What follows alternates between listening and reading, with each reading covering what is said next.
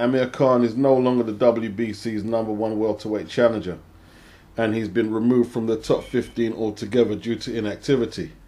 He's been inactive since May 2016, where he was knocked out by Alvarez. He was in line to face Danny Garcia, who previously held the WBC title. Thurman, who recently defeated Garcia as the WBC champion. And the WBC, in their latest rankings, have removed Khan from the top 15 altogether. He's been out of the ring for so long, said WBC President Mauricio Suleiman. After the Canelo loss, he had a surgery on his hand, was granted a medical extension to his mandatory status by the WBC, but that has now expired, meaning a new #1 has been made.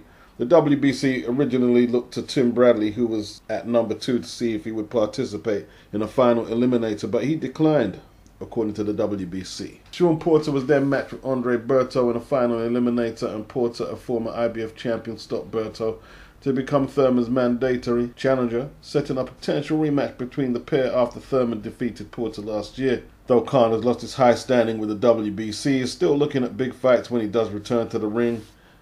Kell Brook, Manny Pacquiao.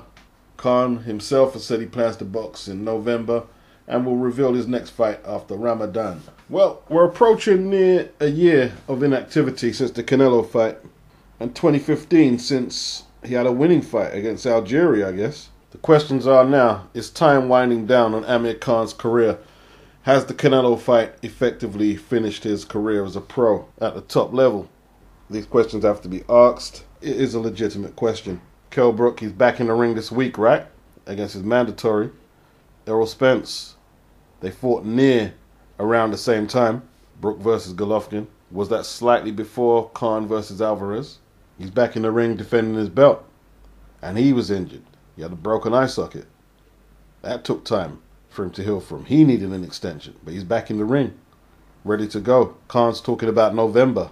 November is 5 months away. That's 5 months more inactivity.